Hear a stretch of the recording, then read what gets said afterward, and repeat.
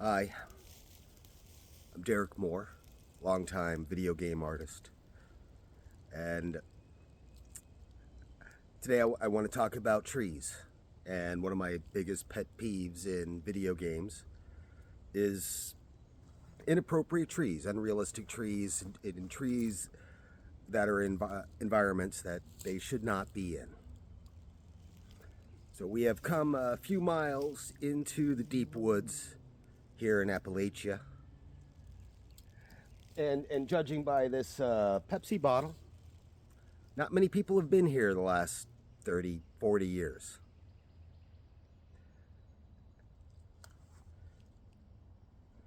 And mostly wanting to speak to the younger generation, the new video game developers out there, about how to do forests, how to do trees. And I want everyone to go outside. I want everyone to go outside, go into the deep woods, to look at these environments. Playing a video game, looking at it, and I see cultivated trees. I see planted trees out in the middle of the forest. I see things that don't look like a forest. I'll be taking that bottle with me when I leave. Not to keep, but just throw away and get out, because the forest is a little bit prettier when there isn't a lot of trash, and that's why we had to go a few miles into the woods to find a good spot.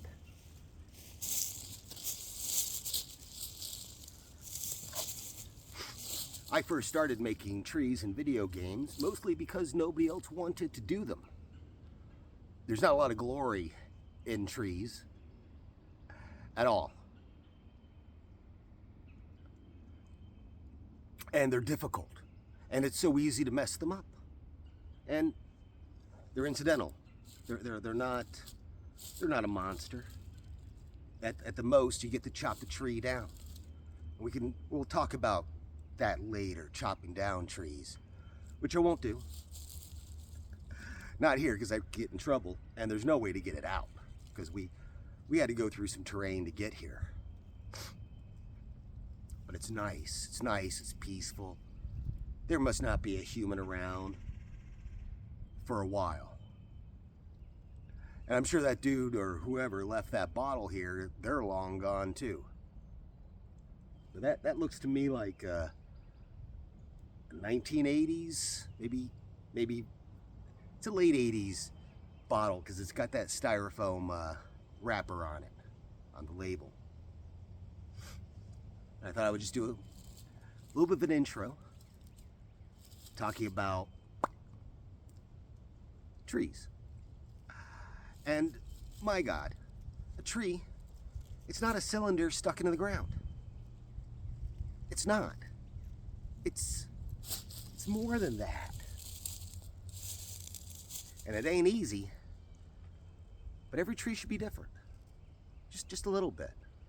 Now, most of the trees I made weren't different. They were all the same. I think the first ever trees that I made in a video game was for Spec Ops Rangers Lead the Way back in 1996. And that was a 36 polygon tree with an alpha channel. The simplest tree I ever made was a LOD model, a LOD tree for MechWarrior. And that was a 7 polygon tree. It was two 3-sided pyramids stacked up top of each other, all the polygon faces separated, with 2 intersecting triangles that made up the side view. The pyramids were just a top down and a side view, like a pyramid, stacked up. I think the LOD model actually only had one. But you can go look at it, MechWarrior 4. I still think they're pretty good looking trees, but I'm biased. Sorry for that. There's a lot of pollen in the area, and after 30 years in Seattle, I'm not used to the pollen. mean, there's trees in Seattle, but it rains all the time, so, you know, the pollen doesn't stack up or do what it does here. I'm going to find some specific trees and talk about how to model them. But mostly, I want people to look and see that this is what natural ground in a woods looks like. No grass grows because there's 5 or 6 inches of leaf mold covering it up. And the trees aren't pretty. They're not cultivated trees like you'll find on the outside of the park, where people have planted them there to provide shade or just to look nice. But they're well kept, they're cultivated, and 90% of the time they're not indigenous trees. Like here we got pines and sycamore, and one you can't, that's a magnolia.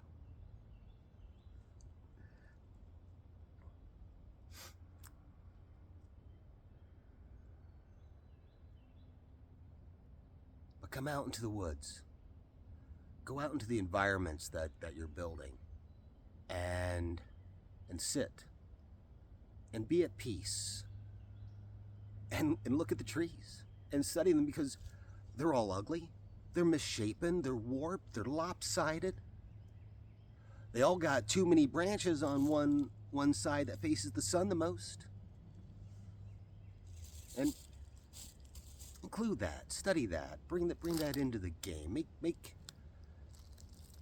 your trees, make your forests natural.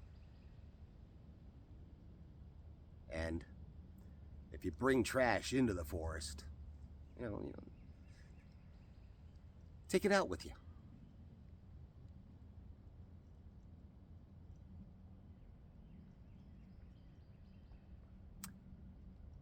It is nice here. I bet if we were quiet long enough, a few deer would come by. And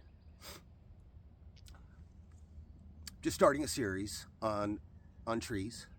I'm probably not going to model any, but I'll have the camera pointed at a specific tree, and we will talk about how it's not a cylinder that just goes straight flat into the ground. The start of the root bulb is always above the ground, where the tree's going to start spreading out. And a lot of times you're going to find your roots coming back up over the ground. And a lot of these trees, like these aspens, those roots create other trees.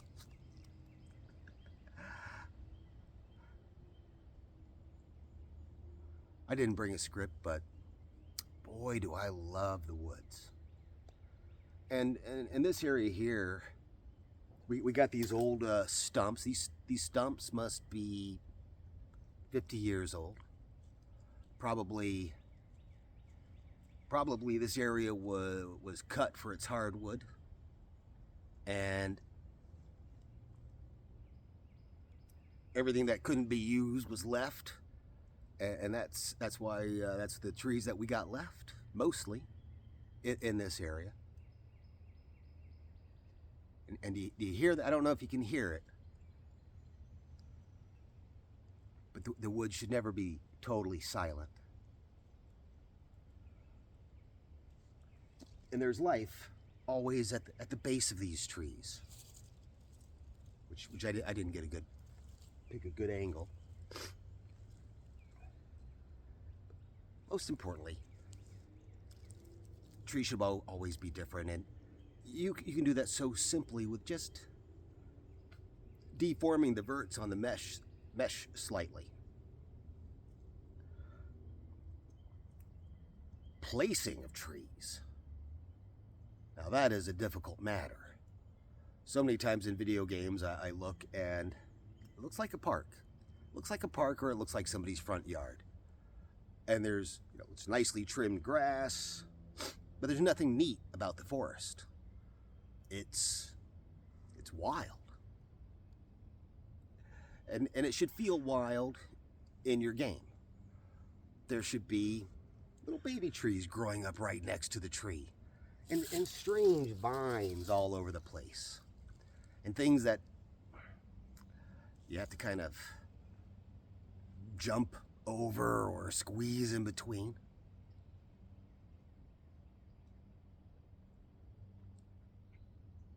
"30 years in Seattle, the forests there are so different because it's mostly the Douglas fir trees, and the floor is covered in ferns. So much more difficult to walk through, much more difficult to explore. A lot fewer snakes. Snakes here, near the Piedmont in Georgia, are it's a bit of a danger. So wear boots. But trudge out, go into the woods, look at trees. And what I'm going to do is I'm going to talk about some trees. I'm going to go find some interesting shapes of trees and talk about how we can generate those shapes. Probably mostly starting with a cylinder, but keeping in mind there's actually no reason not to animate the tree, to start the tree as a sprout and to grow it up, because if you have an animation of that, then if it's a 100-frame animation, you kind of have 100 different trees right there. And there are programs that will build trees for you with polygonal leaves, and that's a way to do it. I wouldn't model leaves. I would treat leaves as a particle effect, because sometimes you want to turn the leaves off. Leaves should move. The whole tree should move, which is a whole separate kind of animation. But something that we can simply do in code is deform the tree just to sway a bit with some wind in it. I have to look up. Are any of these trees? It's not very breezy today. And of course, every single tree that I'm talking about is going to be completely still. But a tree is never still. It is almost always in motion. It's a living thing, and it should look and feel alive in your game. So that's what I'm going to ask is, stop treating trees as cylinders. Go out. Go spend some time with a tree. Go and touch and feel it. Maybe not hug it. Come out here and really get into it. Good tree. It's a good place to be. I love the forest. And spent a lot of time just wandering through forests and woods. And I suggest that you do the same. Go out into these environments that you're modeling and observe and be with. And thank you for your time, for listening to me. And I want to find a sycamore and talk about that, because your sycamore's got some really interesting bark. Anything like this is the kind of bark you could do in a few PBR kind of textures. A normal map, a reflection map if you got a tree like this guy over here who's he's got some wear and tear on him. Look at that.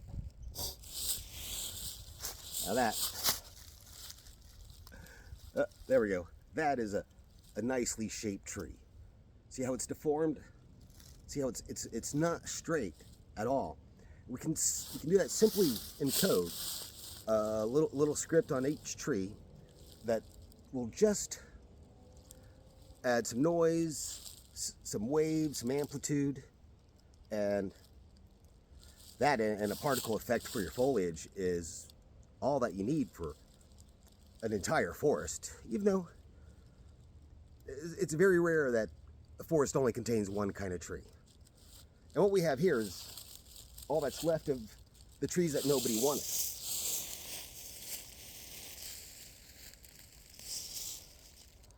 Now that's a pretty magnolia.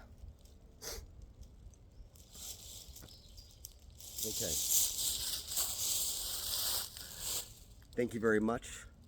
And I'm going to try to do better on the next one. All right, thank you.